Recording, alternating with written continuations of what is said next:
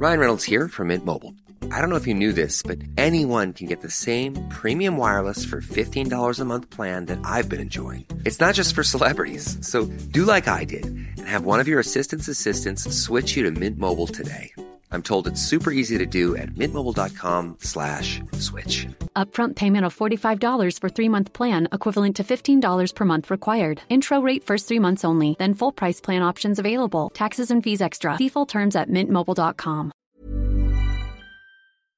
Bonjour, ici Patrick Pierrat, éditeur d'Info Bref. Voici l'essentiel des nouvelles en ce mardi 11 mars.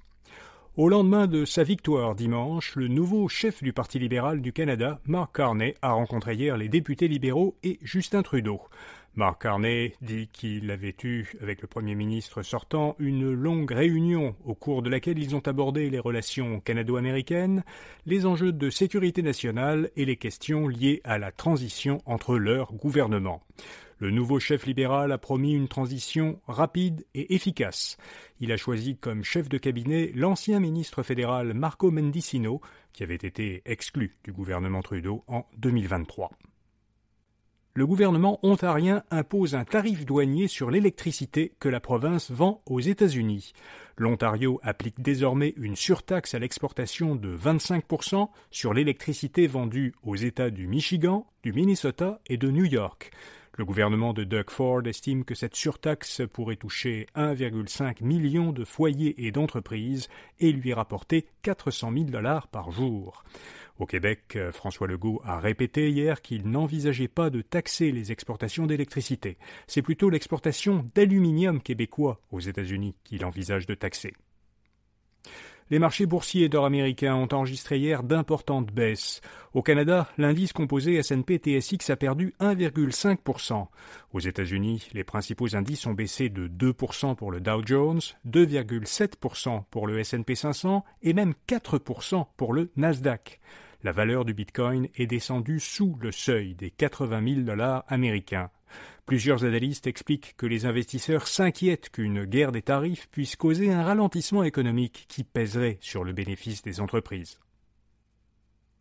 Le gouvernement Legault a demandé à un comité d'études dirigé par 2 experts de dresser un portrait du respect de la laïcité et de la neutralité religieuse au sein des institutions publiques. Ce comité doit analyser les obstacles à l'application de la loi sur la laïcité et de la loi sur la neutralité, y compris l'infiltration d'influences religieuses. C'est dans son mandat. D'autre part, il doit aussi analyser les mesures mises en place dans d'autres pays pour consolider l'application de lois comparables. Le comité devra remettre son rapport au gouvernement d'ici le 20 août. Les États-Unis vont couper presque toute l'aide humanitaire qu'ils fournissent aux autres pays.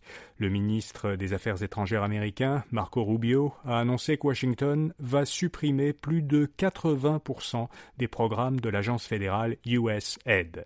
Les États-Unis fournissaient jusqu'ici près de la moitié de l'aide humanitaire mondiale. Marco Rubio a précisé que les programmes qui seront conservés seront gérés plus efficacement, dit-il, par le gouvernement républicain. La baie d'Hudson pourrait fermer la moitié de ses magasins. Le détaillant torontois envisage de fermer environ 40 de ses 80 magasins dans le cadre d'un plan de restructuration.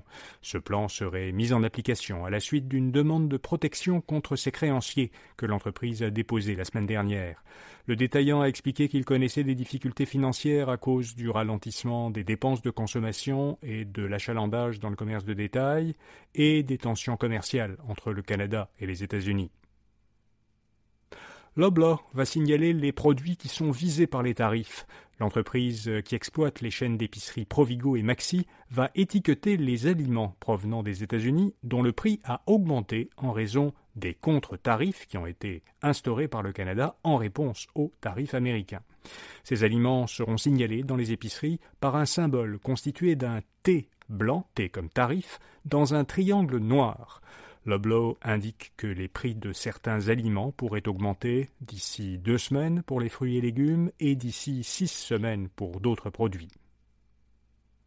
La saga concernant la société japonaise Seven & i n'est pas terminée. Couche-Tard pourrait encore l'acheter.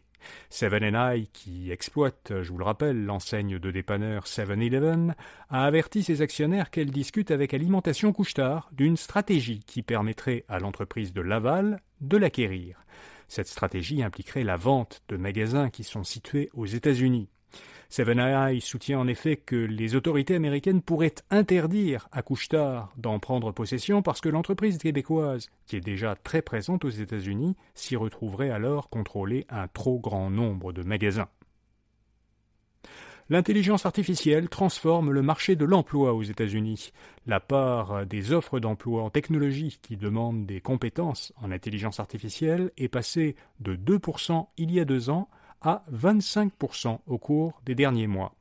Les employeurs qui cherchent ces compétences veulent surtout des candidats qui peuvent se servir de l'IA pour gagner en productivité. Les travailleurs qui maîtrisent des outils d'IA ont tendance à gagner un salaire plus élevé que les autres. Et puis, une rappeuse vient d'être élue femme de l'année par le magazine américain Billboard.